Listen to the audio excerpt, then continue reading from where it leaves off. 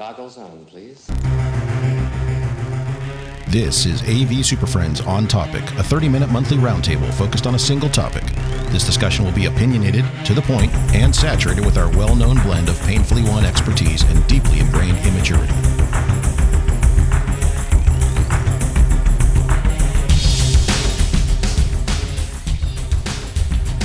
For April 2022, it's the AV SuperFriends On Topic.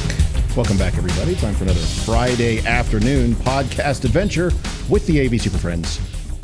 It's Friday. It's time for a podcast. We've wasted the last 42 minutes after we were supposed to start this podcast. So that's You're time. Get at least well 18 spent. You're not minutes getting of podcast time here from us. You're not getting any of that what we back. talked about. What were you talking about? Start recording Socks? the pre-show. Just Wasn't release it socks? that. Yeah, There was Jay a lot wants of to discuss socks. socks today. Larry then identified that he likes those socks. So They're good socks. they are Ruined the good whole socks. There you go. Thanks for joining us, everybody. That's a Join us great next show. time on we couldn't even Socks Talk. we couldn't even decide if you needed to have socks or not. We did decide that you need to have at least one. I've Can't got have two two. socks on. Well, let's do a show, shall we? My name's Chris Dector. I'm joined today by Jamie, Mark, Larry, and Justin. And we're going to talk about ongoing supply chain madness. But first, the AV news. And it's not AV related again. For like the fourth time. This is like the fourth show in a row, with non-AV news. But it comes from an AV-related publication who opted to publish non-AV related news. Jamie, It's not why just are we us. talking about this? Yeah, well, okay. So it is a little bit of a stretch, but it's not. But it is, but it's not. So as with many of us, I got my free issue of residential systems. And I enjoy perusing through there and seeing how much money people spend on things. Houses you'll never be able to afford. Yeah, you look at it, it says, we did our $2 million yacht. It's like, that thing has less than my bedroom, less That's space. relatable. What? I could relate to that. Anyway, so they had an article in there, and it was a tale of two warranties. And I got suckered into it thinking, okay, AV warranties, let's talk about this. The examples that the author used is some power tool and a pair of socks. I don't care about. It was the premise of the rest of it, and how it relates to the AV industry and to supply chain issues and to, our little world. And that's where I thought it kind of hit right on. I don't think it's groundbreaking for anybody, but the tale of two warranties is our experiences with warranties. One, it's either really good, or two, you're wasting your time.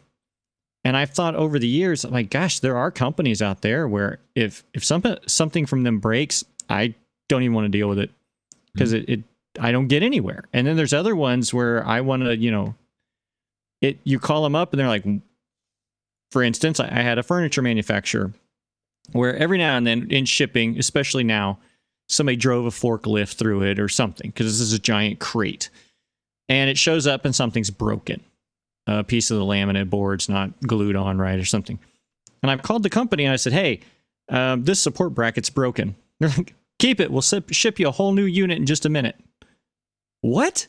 I mean, we all know furniture, one, takes forever to get, and two, is usually overpriced. And you're just going to ship me a second one? Shipping it back would have been so problematic. That's probably what it is for that States. But with still, furniture, that's big freight charges and all that. But we also you've got other examples of ones that don't have big stuff. So yes, I've had amplifier companies out there that typically make really solid products, but one of these little miniature things in particular didn't work well. It would just blow itself up, just quit working. And I sent back 10, 12, 15 of these, and So did they I. would just come back weeks later. I didn't even really know if they ever looked at them. Weeks go by. Later on, they just show up. No notice of like, hey, we got your shipment. We're going to look into it. Oh, it's because you're an idiot and you put too much juice in or something, right? too much amplifier juice. Not even blaming me. We all know that there's those companies. You send it in, they're like, this is your fault. Okay, whatever, fix it. It's not me. And it just shows up. And it was just a reoccurring issue. And after weeks and weeks and weeks, a box shows up. And so is it fixed? Is it not? I don't know. Try to plug it in. See what happens. Yeah, so we try it out. And then I have to ship another one back. And it was just was not a very... Now, I don't purchase very many things from that company, which was pretty bad because I liked the other things that they provided, the other products, just not this one. I think there's more to that. You all have those companies that you're not even allowed to call them without like the blood sample, like every version of like, who are you? Prove Super that you're gold even allowed to. Oh yeah, that's the how'd you get this number syndrome. Yeah, you're not allowed to call here and prove that you have the PO and you purchased it and you were the one and you did the quote and you're even certified and allowed to. And do you even know how to use a phone? Like, do you have that license? Give me all of your credentials before you're allowed to talk to us, and then maybe we'll call you back later on. Yeah, I actually have one of those where every support ticket for the entire university has to come through me because I'm the only one allowed to officially talk to the manufacturer. Like, I don't have time for that. Yeah, Can I send you all my support tickets too? And yeah, just have there's you deal really with good it? That's ones. not very sustainable because what if you're on It is for vacation Larry. 2 weeks? For Larry, Larry it's takes great. a 2 weeks vacation. Shit just I stays Yeah, but think- he's got it covered. So And I'm also starting to see like a transition now from companies who traditionally were really easy to work with. In fact, one of them's down the road there from Marc, makes audio DSPs. I think they're up the road from me. Up the road, whichever. In the Midwest, everything's down the road. It doesn't matter where you're going. And everything's up there. You go south and it's up there in Texas. But welcome to my world. Up there.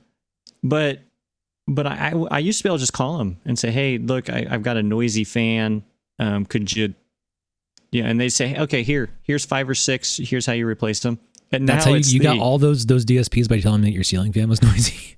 Yeah, my ceiling fan's noisy. My lights keep turning off.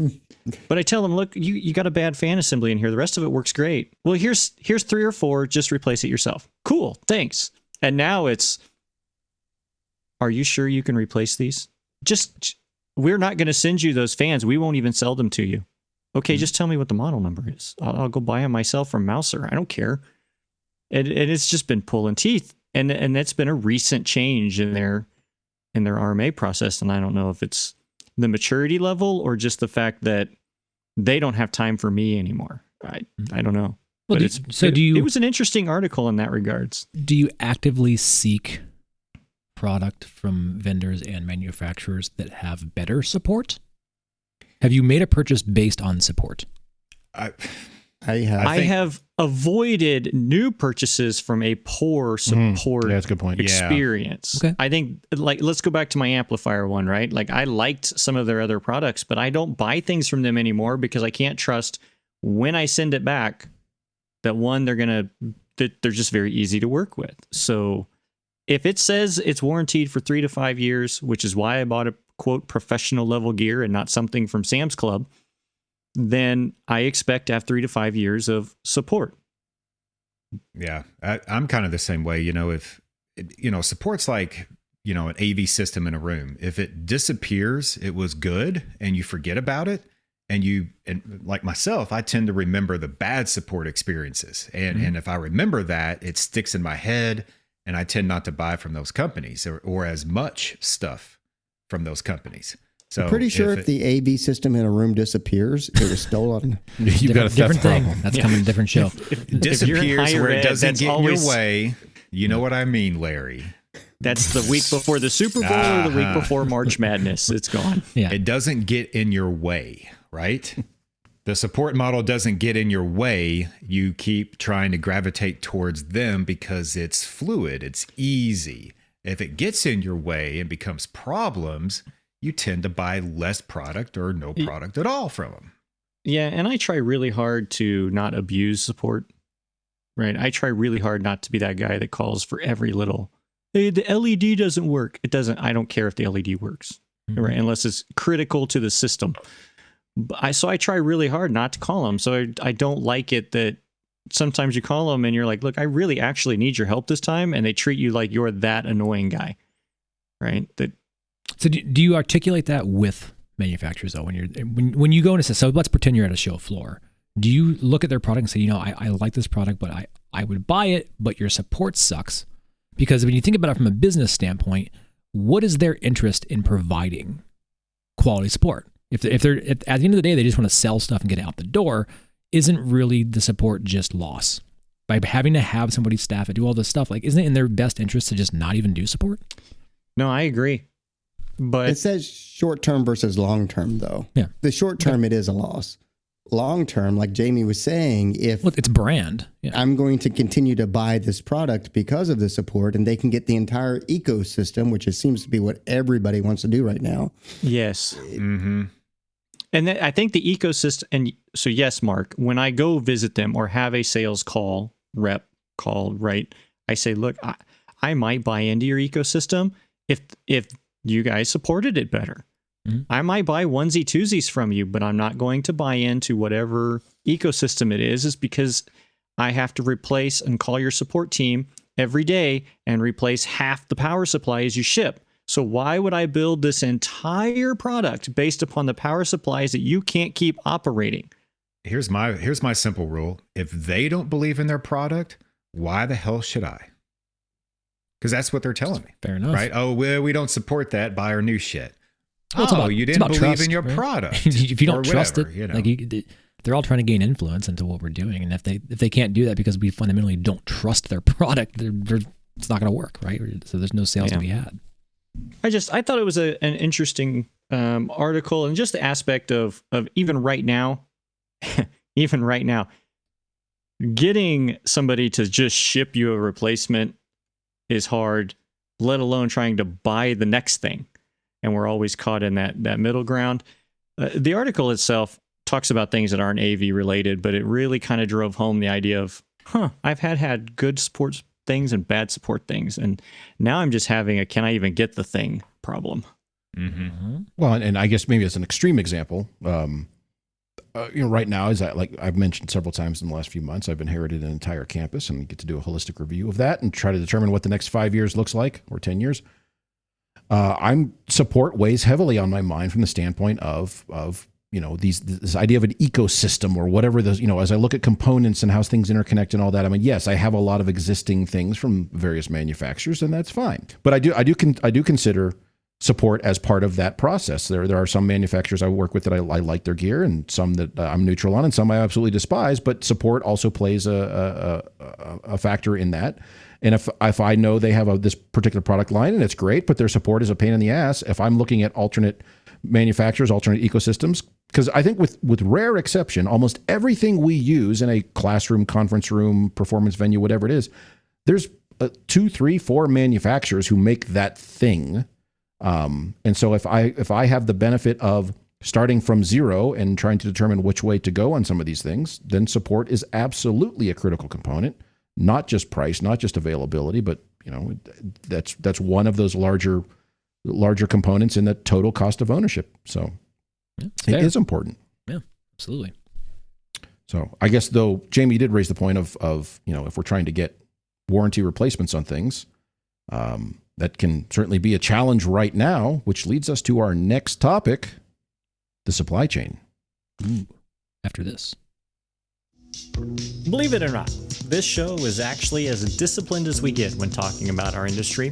You'd like to hear more, let's say, unfiltered content from the AV Super Friends? Then head over to avsuperfriends.com and check out our other show, Off the Rails. Join Chris, Mark, Justin, Larry, Rachel, and I as we dig into the different aspects of higher ed AV. We'll also chat about pedagogy, swoon over the shiny new gadgets, and see what other interesting topics we pull out of the mailbag.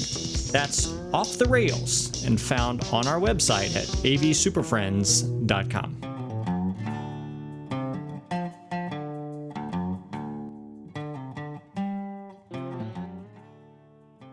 So back to supply chain woes. We're kind of discussing how to best approach this, and I think, Jamie, you raised the question. Maybe the best way to phrase it is just like, so what are we doing this summer? Because ordinarily we'd have a bunch of projects in the queue, and we'd have things arriving, and we'd be prepping all our install crews, our integrators, and we've got schedules with different rooms and schools and colleges to get into their spaces. And now we're kind of getting the questions of, well, we want to do this, but can we? Or in my case, I keep getting requests from people saying, I want to do this, and I keep telling them no, because it's just not going to happen. So what is our approach given the general supply chain weirdness? Because there's some stuff we can get routinely. I just had a good conversation with BuyAmp yesterday, and they are basically shipping anything you want right now. And other manufacturers are literally telling us you can have that next year, which I'm pretty sure is a lie, and that's what they've been telling their salespeople to tell you. Some manufacturers just won't let you order stuff either. It's and like, then try some again have next just year. wisely said, we're just not going to let you order things in that line because we can't get it, which I think is the better way. I don't like this idea of let your POs hang out there for 2 or 3 or 5 or 8 months, 10 months. That's just no. I mean, It'll even be in the interesting to see corporate what world, that that's means not going come to like play well. fiscal new year, all the stuff that's not delivered and what kind of catastrophe. So that's the issue we're running into right now. Yeah. It used to be here, and I can only speak to UW, but it used to be that you have end of year funds and you've got that June 30th, July 1st rollover. Yep. And if you have end of year funds, but you could at least show they were encumbered, if the stuff didn't arrive until September, October, not a big deal. This year, not only does it have to be received, installed, commissioned, programmed, done, and signed off on before June 30th. And so I have departments now asking me, hey, these things that we were talking about in January, are we going to have that? And I'm at this point saying, probably not, probably no, and we'll revisit. And by June 1st, if we don't have all the stuff, we're going to have to cut it off. Our dean says we're going to have classes in there in the fall. It has to be done. There's going to be classes in there. It's going to happen. We have to do this. That's fine. That can happen without new stuff. Do you have chairs? Do you have tables? Right.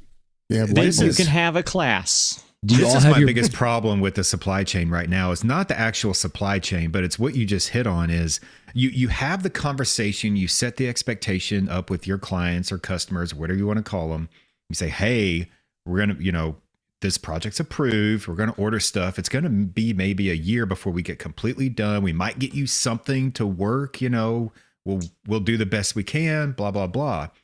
2 weeks before your event, your class, hey, are you going to be done with this? Like, holy crap. Did you not just But there's going to be classes the emails in there. You're and going to be done, conversations right? we've had? The dean's not going to like have this. to. The dean's going to hate you. The dean is going to go to the CIO and tell her. There's going to be classes in there. And has anybody started the conversation with their directors and CIO to let them know? So at least we have. They have That's the point I was going to make. And you should have your boilerplate response together and communicate early, communicate often, and be transparent. Set expectations. There's a difference, though, between the modality of students in the room, and we can have class without this stuff, versus we're going high flex, we're going hybrid, we're doing anything else. And not only does this room not work, but now we've got to work with the registrar and everybody else to get them somewhere else at this point. Do you all have like systems where like you're tracking like risk? Like, hey, these are at risk projects, and are you reporting that to your project? Well, that's great, but you share that wall with people on the other side of it, from what I was told last week. But no, does anybody else know that outside of you? Do they know that these things aren't coming in? Because that's the whole point. We're having all those conversations, and I think the biggest challenge right now is folks are even giving you the head nod, like, yes, I get it, I understand. The administration is all like, okay, yes, I get it, I understand, I don't like it. I think you're lying to me, but I get it. We understand. But they'll be ready for classes, right? Yeah. Well, yes. I mean, of course they would love that. But I think the biggest challenge we have right now is that it's like, okay, well, we've made plans and we purchased ahead of time, right? To have these quote normal summer projects. And we all knew that they may not come. So I might try to fill it in with all of this other stuff that I have. Like VGA. Maybe it's maintenance and repair. Maybe it's, but then you start putting those on a calendar. But they're on top of but then what really sucks about the supply chain right now is that they tell you it's going to take 8 weeks. It's going to take 15 weeks to get that thing. Great. Shows up in 2. Mm-hmm. And this other thing, they say, well, we have 1,000 of them, but you personally can't have one till September. Mm-hmm. Well, but we want to sell all 1,000 of them to one PO. So we're waiting. We're holding out. And I think that's my biggest struggle right now is with the project manager, the construction people, and all these things is like, well, I mean, I have 42 projects that I can do. It just depends on which widget shows up first. And then when I tell you got bumped, because once you uninstall one, you've got to kind of work on it. It's just, that's the weird part. It's the juggling of your schedule and how do you account for that labor? I think I'm in kind of the same position where we had this show early on where people were telling us to order early. So I ordered significantly earlier than I've ever ordered before. And right now, for most of my rooms, the last piece is projected to show up in late May. Mm-hmm. That gives me no time to pre-build, no time to do anything else. But once everything's here, in theory, I can push through most of my jobs. As long as you don't have any new updates on your Exactly. delays. And I can't uninstall anything until that last piece shows up. And so I'm like in this weird holding pattern. Yeah, it's a weird pressure. Yeah, you're going to have to be able to act really fast when it does show up, and you're going to have to stress the hell out of your employees to make sure it gets done, because it's the impending dean and classes beginning are going to be there no matter what. Yep. Well, it's almost safer that if you have an existing system in place and it needs to get upgraded or whatever, but you don't have everything or the time crunch is there, it's almost safer to say, no, if it's working now, let's do whatever minimal maintenance we need to do on it and leave it alone until we can tackle it in a more timely manner. Because I think we're going to, I have a feeling, honestly, most of this will be solved by next year, but we still are going to have this November, December timeframe where you can sneak a few projects in there to get some of this stuff done too. So. Yeah, and I just have this backlog of deferred maintenance that I actually have product for. But with anybody's deferred maintenance, it's deferred for a reason. It was deferred because something else took priority. Usually these giant capital brand new building projects that have to be done so that the Daddy Warbucks can see where his checkbook went, right? And but that's where we're struggling with how do you plan that? Because I actually have things for my workers to do. But do I deploy them in late May just in case things actually show up? Or do I just take it day by day all the way through the summer and hope to God that it all falls into place? One thing that's I've not learned a great way to do this, business either. You can't plan shit anymore. So you just got to expect the unexpected and just hope for the best and try to plan it out, right? But like you're saying, we're going to be busy all summer. And it's busy prepping classrooms. We might have some things that we can install that will upgrade the feature set, and it still works, but it's not 100% done. We all, been there. And there's other rooms that we just can't touch until we have all the product in place because it's a complete upgrade renovation, and it doesn't make sense to piecemeal it together as time goes on. So, we're just going to fly by the seat of our pants and see what happens. So I have over 100 rooms that were they were functional. They were, presentation only spaces. They got Zoom stuff just stacked on top of them. They did not get a ground up rebuild. They did not get a full redesign. They just had the Zoom stuff duct taped on top of what was already there. So I've got plenty of spaces for a team who needs a lot of hands-on experience with this stuff to just, hey, 2 guys can go into this room and tear down the rack and just kind of redress the wiring and reconnect things and recable it and kind of clean up some of the gremlins and odds and ends, and let's re-rack some of this gear, which is kind of in a weird state. Or you can see where somebody threw an extra network switch in the back because the other one died and they didn't have time between classes, that sort of thing. So I've got a lot of that level of deferred maintenance to just kind of go in general, clean up, kind of redress, repatch, do some odds and ends there. And most of the gear I would need for that, general shop supplies, cables, patch cords, that sort of thing, I can get. So that's going to be a good opportunity for me this summer to do a lot of that. That means, though, this giant list of projects behind me will only grow and more stuff will get added to it. And I have a lot of these that are on the books or in planning stages, or even ones that have funding not tied to the fiscal year. I can put in orders for it, but they're just going to sit out there until all that stuff comes in. Because in very few cases do the rooms that I'm looking at right now or the spaces I'm looking at right now have nothing. They all have something in it. And at this point, I'm just going to leave that stuff alone, keep it working as best I can. And, to Larry's exact point, because even if stuff does come in, am I going to be able to make that deadline? So I'm just going to leave it alone because I know it works now and I'll address it as we go. So it is an odd point because I'm just kicking the can down the road and I know, well, that's fine. That's future Chris's problem. But at some point I become future Chris and I'm going to defeat him in battle, and then I have to own all his projects. My biggest challenge is in all my rooms, this is embarrassing, but I got a lot of 4x3 screens in these rooms that I have to get with facilities to schedule times to get those out. No. And they're also embedded in the ceiling when I put mine on the wall with wall mounts. Yeah. So I've got to figure out, okay, do I just bite the bullet, go with facilities and say, assume I'm going to get everything in? Or do I hold up, reset the stops for a summer, and then put all those screens in over winter break? Yeah, the latter is a smarter play, but you're right. That's going to bother us because we'll know that that screen's not sized correctly, but I did the quick and dirty because that's how I made that. I have the same thing. These 100 rooms all have, years ago, they loved the idea of powered recessed screens with the doors and all that stuff. And I'm like, that's great, but don't ever do that. You know, just put them on the wall. So I love the idea to put on the wall with the disconnectable IEC to receptacle, or go manual screens. I think that's fine. They're way better than they were 10 years ago. If you haven't used a manual pull down screen in 20 years because it was that old pull on it 7 times and it rattles its way to the top and smacks up, they don't work like that anymore. They're much better, much more reliable, and way cheaper and way easier to deal with for maintenance. So. But they're back ordered too.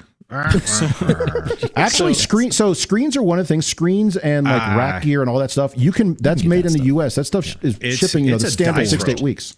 I ordered a manual screen, came in like 3 months. Ordered electric screen, came in 2 weeks. Like, what the hell? Like, why? It's case you by just case. never know anymore. What the? But in general, screens, because they're made here in the U.S. They're usually actually most of them made in Indiana. Draper and Daylight are both in Indiana. Go Hoosiers. That stuff is shipping. They may have back orders and backlogs and things being delayed, but if it's delayed 8 or 10 weeks instead of delayed forever. 26 weeks, 62 weeks, 14 52. years. Check back later. So we talked earlier about the I regret to inform you letter. I mean, most of us knew this was coming, right? Most of us have I regret to inform you that your ideas are not going to happen. You shouldn't even get to the letter phase. When you talk to them up front, you should say, we are full and done with summer. You're not getting anything. Yes. And then it's not a real project till I have an index and it's ordered. And then as soon as I get it ordered, I'm going to supply you with the exact estimated shipping date. So you're no longer asking me. You can have the information. That's full transparency. But Mark, this is for the dean's conference room. Right. Yes, it's for the dean. But how do those folks who haven't been down this road or they're just now listening, because there's going to be people that are listening to this show right now going, uh-oh, I didn't think this was going to affect me, but I just learned it's going to affect me. Welcome to the party. People? I want welcome here. Yes. Where are they at? They're calling their integrators right now saying, that's a lot of it. Mm-hmm. That's a lot of it. They did their part. They handed it off to an integrator, and it's not going to happen. Yeah, I would say, Jamie, to your question, that's a good one. Step 1, go talk to your manager, your director, whatever. Start there. You need to make sure that everybody who should be on your team is on your team, that your manager, your director is backing you up, that their director is backing them up, that the CIO or VP of IT, whoever it is, all the way to the president's cabinet level is backing you up and understands, because they're probably seeing the same thing from a technology standpoint on servers and PCs and odds and ends. So they will grok that, they will get it, and they will support you, hopefully. And that way, when those tough conversations have to happen, you can make sure the right people are CC'd, or even if it even comes, that it even comes from the top. We had an associate dean over in our College of Engineering send out a note to anybody saying, hey, we have some end of year funds to all faculty. If you want projects and things, put in your proposals. And I thought that's great, except none of those are going to happen. Now, some of them are for specialized lab equipment and things like that, and that's fine. But they're running into the same issue. And so I talked with my director about it and said, we need to get a letter from the CIO going out to that department to say, whoa, hey, we love your enthusiasm on this. Here's what's actually going on, supply-wise. We don't think any of these things can happen. Because it's just, you have to give them the bad news. But I think you definitely need to get your leadership involved as high as you can go, because you're going to need that support. It can't just be coming from project engineer who says no, because they'll go over you immediately afterwards. You have to provide some of that information, though. It's not just anecdotal, I don't think it's going to be here. Like, reach out and understand what that delay could potentially be and have that conversation. If you only have one meeting with just your internal group, like, you're not at enough exposure level. You need to be at other IT units within your organization and get it on the topic list. Hey, just for a moment, I want to update you guys on what we're seeing for presentation technology. We are seeing typical delays of blah, blah, blah, blah, blah. And here's what it may mean to any of the things that are looking to get done. These are the things we're seeing as at risk. Just so you know, if you'd like more information on estimated deliveries, let me know. I will supply you with those lists. Just be transparent. Yeah, and I really think, and I know I asked the question. I mean, I've been fighting this for a while, just like you guys. I'm trying to think of it from folks that are in our shoes. The other thing is, if you rely on integrators to do most of your stuff, you might want to hold them accountable for things. Don't let them promise. Don't pay up front. Don't pay up, but I think you need to force them to be transparent with you as well. If you know your integrators are typically providing you with Crestron or QSC, both of those companies have public PR notices saying we have some issues. You can go to their PR webpage and you can find that thing, right? That we're not making it up when we're not dumping on them. It's out there. They sent out emails. And I think it behooves you to, if you know that's what they normally provide you, find that early and say, hey, look, according to this thing, Crestron's not shipping any of this until September, but you said you could do it in June. How? I mean, I don't care how. I mean, if you're stealing it off the boat in the LA harbor, whatever, but I just some of them may be going from sure. existing stock, depending on what you're doing. But you're right. If they That's say we fine, can deliver yeah. your 40 classrooms in June, no problem, give us the PO. And then you go, wait, what? And I it just might be a buying good used stuff? opportunity. Possibly. VGA Sunrise? What? Go ahead, Larry. I think it's a good opportunity to be a little more flexible than you typically are. Like, I found out that the projectors that I had ordered back in December are not going to be here in time for summer. So I reached out to like 3 other manufacturers I've used in the past, and 2 of those have stock in the lumens I need currently and are shipping. And so, it's not the people I would typically use, but it's still a manufacturer I trust. And so Also, Larry, little tip here, kind of to Larry's point, and, I didn't really think of this, but do you care if it's a black projector or a white projector? Because sometimes when you order a projector and they say, hey, it's back ordered, unless you ask the right questions, they've got 23 black ones in stock. Mm-hmm. So, Search ask the around. right questions and you might be able to just circumvent So some of your yeah, problems. let's stay on projectors real quick because I just went through this. If you are, like everybody on this call and everybody listening right now, ordering white, I'm glad you brought that up, Justin, but white laser 5,000 to 6,000 lumen projectors, everybody is ordering those. Mhm. If you can do with a black 4,000, 7,000 lumens, you can probably get those right now. I won't give away Mark's trick that he found, but Country check of with your origin. company rep. Yeah, check Country with your of company origin rep. is They very may have important. alternate Yeah. methods of There's supply. cheat where they codes say, out there with part yeah, numbers. I had if that- you order I had that this way, problem. if you order this type, you can get that stuff. I had somebody reach out to me and said, hey, I want to buy new projectors for for this entire building sort of thing. The one that I prefer, we can't get anymore. And I know the Epsons, which we use a lot of, the Epsons are on back order like everybody else. And I said, well, here's a couple alternates of ones that I know if you're willing to go slightly outside of what we would consider a standard basic classroom projector, you can get these within a month or so. And just like you said, Larry, you have to be flexible on this stuff. Now, at the end of the day, the person who goes into that space to teach history or physics or economics, they don't care what model projector it is. They don't care what brand it is. They don't care what color it is. They want it to work so they can teach their class. So if you can be flexible, if you can leverage the same sort of infrastructure, and honestly, most of us are talking about laser-based projectors in that 5,000 to 7,000 lumen range, HD-based T, and that's all we really care about, we can make that work. Especially those who leverage the, what do they call it, the emulation mode, where it can use the same codes you're already using in your control system, and it does not require you to change anything. So there are alternate options out there, so you may need to broaden your horizons a bit to find the right solution. So, Yep. something to consider. Yep, but there's a cheat code out there.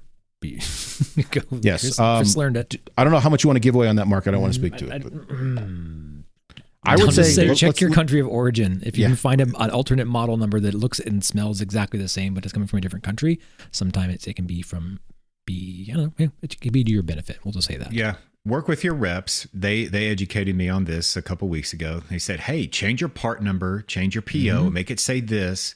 and we'll get it to you no problem. And I call him up. I'm like, what's the deal? He's like, oh, it just comes from somewhere else. Don't worry about it. It's the same shit. I was like, oh, I didn't know that. That's great. So I had a meeting with companies that have multiple websites based on different countries. Look at those other websites for different part numbers that look like the same hardware. Yeah. Sometimes that stuff's more available.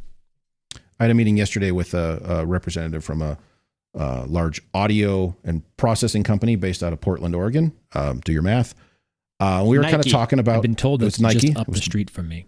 Nike shoes. It's just up in Texas from Marc.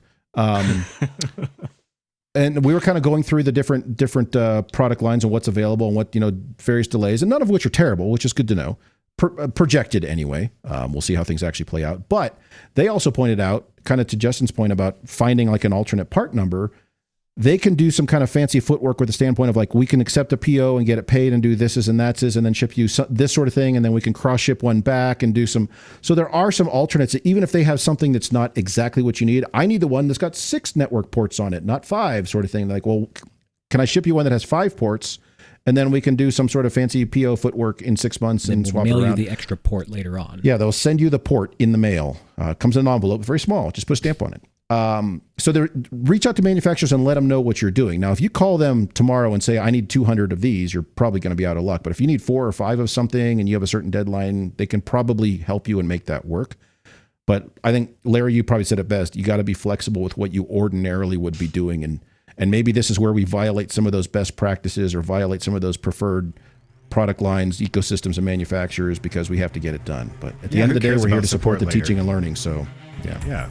That's a future Chris problem, right? That's future right. Future Chris will deal with all of it. You can all just tell manufacturers, future Chris told you so. Well, that would explain why my warranty products don't come back for weeks. It's Chris's fault. Gave it to somebody else. Yeah, I have those. And you're not getting them back. Stay flexible.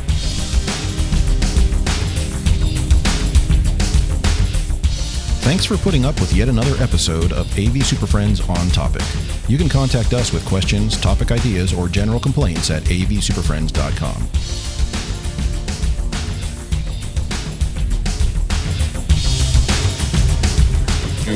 Nice work, everyone.